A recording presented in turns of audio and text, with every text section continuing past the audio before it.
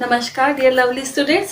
तो आज हमारा हिंदी व्याकरण का टर्न है। हम हिंदी व्याकरण पढ़ेंगे। पाठ 4 संज्ञा। संज्ञा के बारे में आज हम पढ़ेंगे। तो बेटा संज्ञा वैसे तो आप सभी पढ़ चुके हैं, फर्स्ट में भी पढ़ा है, सेकंड क्लास में भी पढ़ा है, थर्ड क्लास में भी पढ़ा है, लेकिन आज इसके बारे में हम कुछ और भी जानकारी प्राप्त करेंगे। तो बेटा सबसे फर्स्ट थिंग ये है कि संज्ञा क्या है। ठीक है, तो किसी व्यक्ति, प्राणी, स्थान, वस्तु या भाव का नाम बताने वाले शब्द को संज्ञा कहते हैं। ठीक है बेटा, किसी भी व्यक्ति, प्राणी, स्थान, वस्तु या भाव का नाम बताने वाले जो भी शब्द होंगे वो संज्ञा कहलाएंगे। व्यक्ति में वो कोई भी हो सकता है, मैं भी हो सकती हूँ, आप भी हो सकते हो, कोई भी इंसान हो सकता है। जैसे कि क्लास में कोई लड़का हो गया, कोई लड़की हो गई। जैसे मैंने किसी को बोल दिया राहुल खड़े हो जाओ, ठीक है, गीता बैठ जाओ, ये सब क्या है, संज्ञा के ही शब्द हैं। इसी तरीके से कोई प्राणी में कोई भी हो सकता है, कोई पशु पक्षी हो सकता है, कोई जानवर भी हो सकता है। ठीक है, जैसे कि पेड़ पर तोता बैठा है, तो तोता क्या हो गया, संज्ञा हो गया। ठीक है ना, वो प्राणी है, वो संज्ञा हो गया। स्थान में भी जैसे कि जयपुर, दिल्ली, ठीक है, ताजमहल। ठीक, ऐसा नहीं है कि किसी स्थान मतलब किसी जगह का ही नाम हो, वो कोई भी जगह हो सकती है, कोई शहर ही नहीं। जैसे कि किसी नदी का नाम हो सकता है, किसी मंदिर का नाम हो सकता है, या किसी गार्डन का नाम हो सकता है। ठीक है, विद्यालय भी हो सकता है, उसके अंतर्गत कोई भी जगह हो सकती है। जैसे कि अभी हमारा ये क्लासरूम है, ये भी एक स्थान है। ठीक है, विद्यालय में भी कई स्थान होते हैं। जैसे कि खेल का मैदान होता है, वो भी एक स्थान है। लाइब्रेरी होती है, पुस्तकालय, वो भी एक स्थान है। ठीक है, प्रार्थना सभा करने जाते हैं हम नीचे ग्राउंड में, वो भी एक स्थान है। ठीक है, इस तरीके से स्थान के अंतर्गत ये सारी चीजें हो गई। फिर है वस्तु। ठीक, कोई भी वस्तु हमारे आसपास, दूर, किसी भी तरह की कोई भी वस्तु, वो भी संज्ञा के अंतर्गत आएगी। जैसे कि अभी हम जैसे क्लास में हैं, तो ये ब्लैक बोर्ड हो गया, ये क्या है, एक तरीके की संज्ञा शब्द है। इसी तरीके से जैसे कि ये पेन हो गया, ठीक है, पेन भी एक तरीके का संज्ञा शब्द है।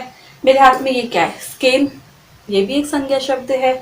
जैसे कि ये क्या है, बांसुरी, ये भी इसी के अंतर्गत आएगा। ये है हमारी किताब, ये भी संज्ञा के अंतर्गत आएगा। ये क्या है, घड़ी, ठीक है, ये भी एक वस्तु है, ये संज्ञा के अंतर्गत आएगी। ये हैंकी है, रुमाल है, ये भी संज्ञा के अंतर्गत आएगा। इस तरीके से कई सारी वस्तु की चीजें हैं, कई सारी जो कि संज्ञा के अंतर्गत आएगी। या भाव का नाम, भाव मतलब जो भी भाव हमारे अंदर उत्पन्न होते हैं। जैसे कि खुशी का भाव है, हम खुश होते हैं किसी चीज को लेके, कोई अच्छी बात हमें पता चलती है, या किसी बात को लेके हम दुखी होते हैं। ठीक है ना, कोई दुख वाली बात भी होती है। तो खुशी में तो हम हंसते हैं, मुस्कुराते हैं, उछलते कूदते हैं, लेकिन दुख में हम मुरझा जाते हैं, हमें रोना आता है। ये क्या है, एक तरह का भाव है। कहीं हम घूमने जाते हैं तो हमें वहाँ हरियाली हरियाली दिखाई देती है सब तरफ, तो हम उसे देख के कितना खुश होते हैं, जो भाव है हमारे अंदर।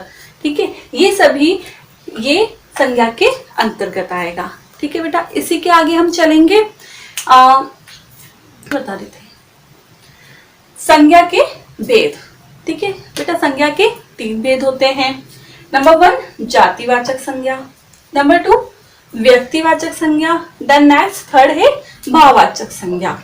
तो जातिवाचक संज्ञा के अंतर्गत क्या होता है, पर्टिकुलर किसी एक तरह के मनुष्य, प्राणी, वस्तु या स्थान के सामान्य नाम को जातिवाचक संज्ञा कहते हैं। ठीक है, किसी एक ही तरह के व्यक्ति, प्राणी, स्थान या भाव या सामान्य नाम को जातिवाचक संज्ञा कहेंगे। जैसे कि अगर हम कहेंगे कि जंगल में शेर दहाड़ रहा है, ठीक है, इसमें जो शेर है वो बहुत सारे शेर हैं, है ना, किसी एक शेर के बारे में हम नहीं कह रहे, शेर कोई भी हो सकता है। ठीक है, लेकिन वो पूरी शेर की जाति को प्रभावित कर रहा है।